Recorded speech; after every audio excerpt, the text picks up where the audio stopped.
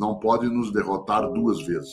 A primeira derrota é o problema em si, o Jeep quebrado, a falta, né, do combustível. A segunda derrota é derrotar nossa esperança, derrotar nossa iniciativa, derrotar nossa capacidade de ir buscar. Carmen Miranda, que fez sucesso com muitas coisas, gravou em 1930, nenhum de nós e nenhuma tinha nascido ainda, gravou em 1930 uma música que é especial. Ela se chama Pra Você Gostar de Mim.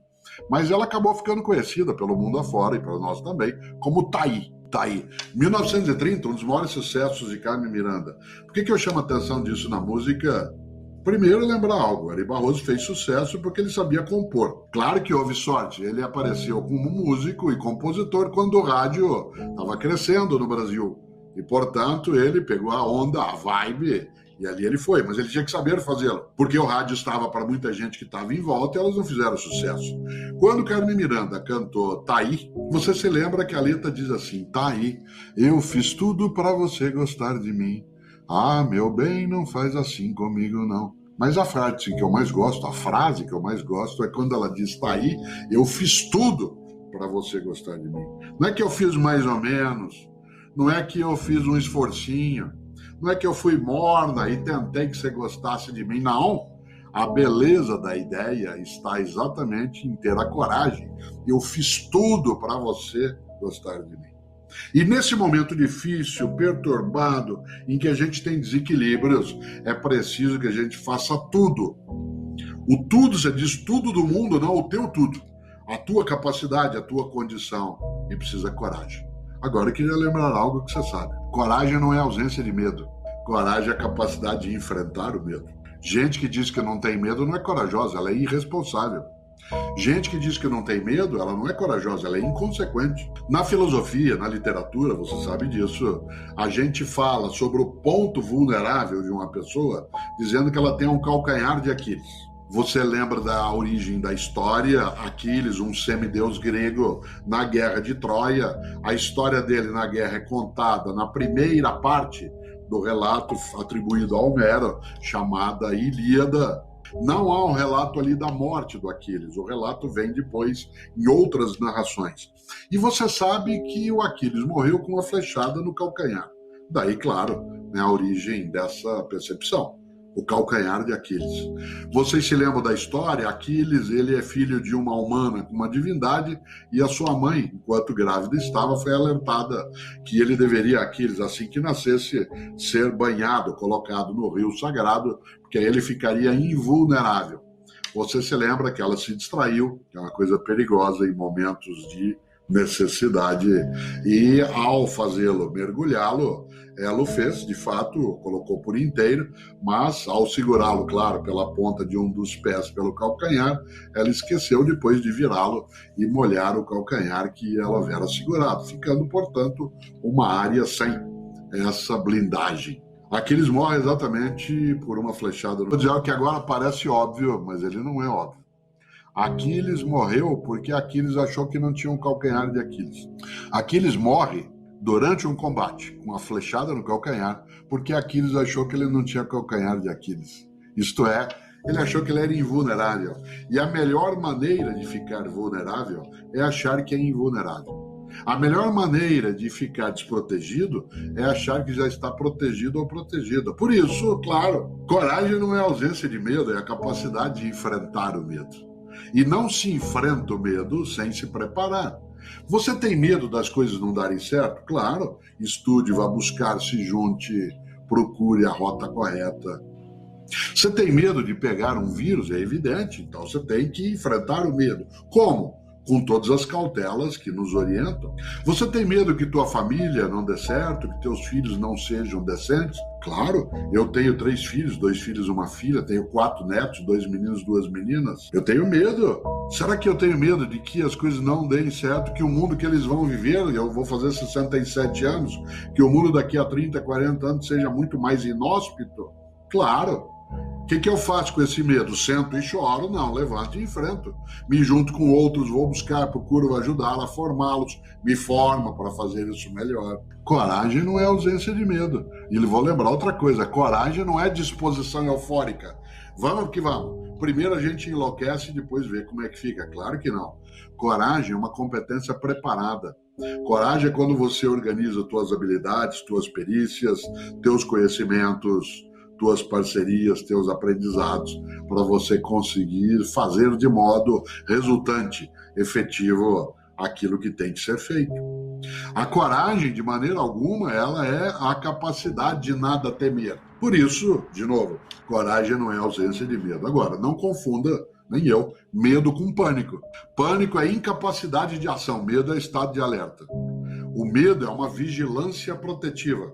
Será que eu tenho medo que não dê certo aquilo que eu escrevo? Será que eu tenho medo que o livro não esteja bem? Bom, eu tive que lidar com esse medo antes. Preparar, voltar, reescrever, remontar.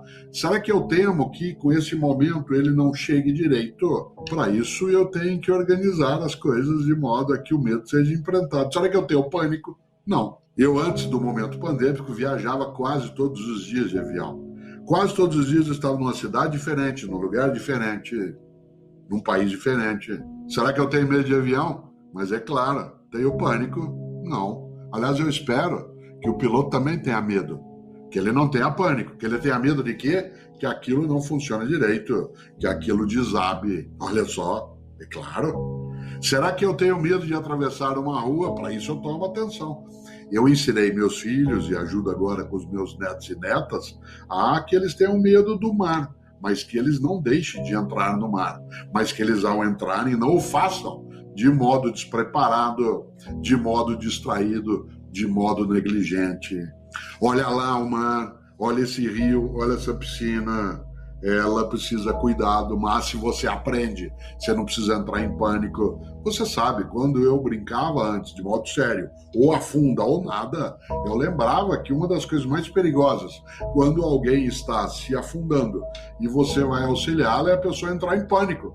Porque se ela entra em pânico, ao perder qualquer racionalidade, ela corre o risco de te puxar junto. Por isso que há algumas técnicas, né, até de imobilização, quem já o fez na vida sabe disso. Né, que é você ser capaz de antes travar na pessoa o pânico que ela carrega para poder fazer com que o medo a leve a cooperar, o medo a leve a não querer atrapalhar, mas também que o pânico não a imobilize. Por isso, no negócio, na família, nos afetos, coragem não é ausência de medo. Olha que coisa, a sorte segue a coragem.